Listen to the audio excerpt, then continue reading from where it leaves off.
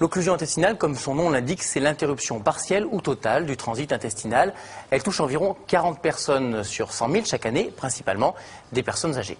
Oui, pour comprendre le mécanisme d'apparition de cette affection, on va faire un petit rappel sur le système digestif avec une animation. Quand on mange, vous allez le voir apparaître, une pomme, vous la coupez en morceaux parce que sinon c'est un petit peu gros. Les aliments vont d'abord arriver dans notre estomac où, vous le savez, ils sont en partie digérés. L'estomac est ensuite prolongé par l'intestin grêle qui fait environ 6 mètres de long. Ici, on va absorber tous les nutriments indispensables à notre vie et ensuite, bien sûr, ça passe par le côlon qui mesure à peu près 1,60 m. Et tout au long de ce circuit, les aliments sont digérés, les selles produites, sauf quand il y a des problèmes, quand vous venez de le voir, parce qu'à ce moment-là, il y a arrêt des aliments et c'est ce qu'on appelle une occlusion et c'est ce qu'on a vu sur cette animation. Alors, 3 mécanismes peuvent conduire à une occlusion intestinale. Le premier, c'est la paralysie de l'intestin à cause d'une infection comme par exemple une appendicite un peu compliquée. Alors l'appendice, je vais vous le montrer sur ce schéma. Bien. Il est là. Bravo. Gagné. Ou alors une péritonite, c'est-à-dire une inflammation du péritoine, c'est l'enveloppe qui enveloppe l'intestin, et les mouvements automatiques de ce dernier s'arrêtent et les aliments ne peuvent plus avancer. Le second mécanisme, c'est tout simplement l'obstruction. Un obstacle bloque les aliments sur le trajet.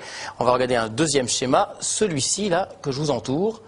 Là, l'intestin que vous voyez en coupe, voilà, ça c'est l'intérieur de l'intestin avec les aliments qui passent, et les aliments ne peuvent plus passer comme ceci, parce que vous avez là et là une tumeur qui a bloqué le passage du côlon.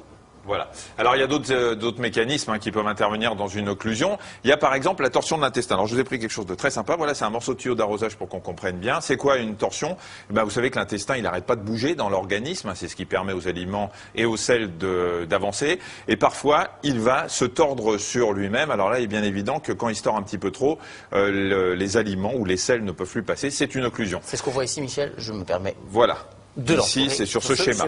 On a un autre phénomène qui peut se passer, c'est une hernie. Vous savez, une hernie, vous avez sur le ventre, l'abdomen, on a des muscles, et parfois il y a un trou, une insuffisance une faiblesse dans ces muscles, et il y a un trou. Il suffit, et je vais reprendre mon petit tuyau, qu'en bougeant, l'intestin passe par cette hernie, les aliments vont arriver dans un sens, ne pourront pas repartir, et là ça forme une occlusion.